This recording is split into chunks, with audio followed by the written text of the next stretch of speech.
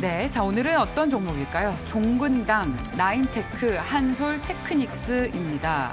오늘도 역시 시장에서 아주 뜨거운 종목군들이 저희 수급새끼에 포진이 돼 있네요. 셀트리온 헬스케어, 그 셀트리온 그룹주들이 오히려 임상 2상 발표가 나오니까 사람들이 이걸 또 찰실현 기회로 삼는 걸 보면 네. 심리를 갈피를 못 잡겠어요, 시장의 심리를. 그러니까 오늘 뭐 셀트리온 그룹주 주가 보면 예. 그러니까 증시 격언이 떠오르는데요. 그러니까 소문에 사서 뉴스에 팔아라. 근데 지금까지는 꼭 그렇지도 않았잖아요. 그렇죠. 그러니까 그럴 때도 있고 아닐 소문도 때도 사고, 있고. 뉴스도 네. 사고 다 샀는데 네. 오늘은 왜 이걸 찰실현의 기회로 삼는 거죠? 그러니까 사실 뭐 예. 그러니까 맞을 때도 있고 아닐 때도 있고 예. 그렇기 때문에 오늘 같은 경우 이제 후자적으로 봐야죠. 그러니까 네네.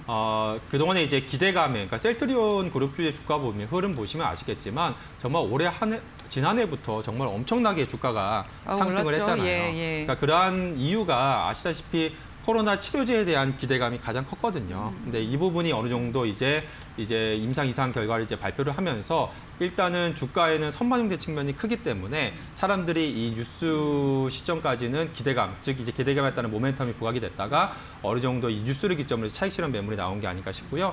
대표적으로 뭐 사실 뭐 바이오 업종과 또 다르긴 하지만 게임 업종 같은 경우에도 주가 흐름 보시면 네. 사실 신작 게임 출시를 앞두고서 주가가 한창 오르다가 막상 신작 게임이 출시를 하면 주가가 또 크게 하락하는 그러한 경우가 정말 비일비재하거든요. 그러한 이유가 사실 주식이라는 게 뭐 정말 실적에 따라서만 꼭 이제 펀더멘탈에 따라서만 움직이는 게 아니라 이러한 심리에 따라서 정말 많은 시장 참여자들이 이제 투자를 하고 있기 때문에 그러한 심리 변화에 따라서도 움직이는 부분이기 때문에 뭐 셀트리온 그룹주 같은 경우 그런 것 좀 대표적으로 오늘 시장에서 그러한 부분을 반증하고 있지 않나 그렇게 보고 알았으면 미리 어제 좀 파시라고 말씀드렸을 텐데 저희는 또 셀트리온 그룹주가 이렇게 새로운 소식이 나오면 제약바이오가 제2의 또 시세를 터뜨리지 않을까라고 해주신 전문가분들도 계셨거든요. 네. 근데 또 종근당, 네. 대웅 이런 종목들은 셀트리온이 떨어지니까 또 많이 올라요. 물론 네. 개별 뉴스도 있었지만. 네, 근데 그러니까 셀트리온 떨어지지만 그러니까 종근당, 대웅 이런 주식들은 예. 오르는데 예. 좀 다른 점은 셀트리온은 이미 임상 2상 결과를 발표를 했고요.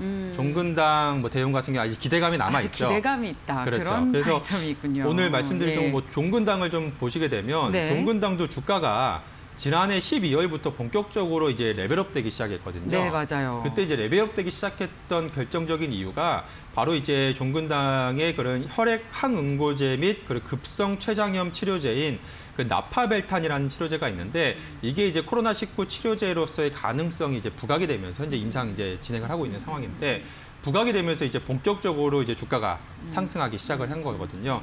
근데 이제 현재 러시아에서는 임상 2상을 완료를 했고요. 이제 국내에서는 이번 달 말에 결과 발표가 지금 예정이 되어 있습니다. 네. 그래서 지금 뭐 주가가 오르는 것은 일단 이번 달 말까지 아직 기대감이 남아 있기 때문에 주가가 이제 상승하고 있다라고 예. 보시면 될 것 같고요. 그래서 뭐 물론 이제 결과가 또 나오게 되면 또 셀트리온 같은 주가 움직임이 나올 수 있다는 점도 우리가 이번 셀트리온 주가 흐름을 보면서 반면교사로 또 삼을 수도 있겠죠. 그래서 그 부분은 좀 염두를 해두셔야 될 것 같고요. 다만 이제 종근당 같은 경우에는 사실 지난해 같은 경우에 주가가 꾸준하게 상승을 했습니다. 근데 또 셀트리온과 또 다른 점은 종근당 같은 경우에는 기존의 이제 치료제에 대한 기대감도 있지만 기존의 이제 본업에서 굉장히 탄탄한 실적이 계속해서 이어졌었거든요. 그래요. 네, 그러니까 지난해 맞습니다. 실적이 워낙에 좋았습니다. 그래서 예. 물론 코로나 좀 수혜도 있었고요. 예, 뭔가 그러니까 테마로도 움직이는 모습도 그렇죠. 있지만 예, 그런 부분도 있었습니다만 실질적으로 지금 다른 제약업체와 비교를 하자라고 한다면 지금 타 업체 대비해서 굉장히 안정적인 이제 기초의약품, 그러니까 ETC 매출이 꾸준하게 성장을 했고요. 여기에 또 비용 절감 효과까지 또 이어지면서 실적이 꾸준하게 개선됐습니다. 물론 4분기 실적은 좀 봐야 되겠습니다만 지난 3분기까지 꾸준하게 실적이 또 개선이 됐고요.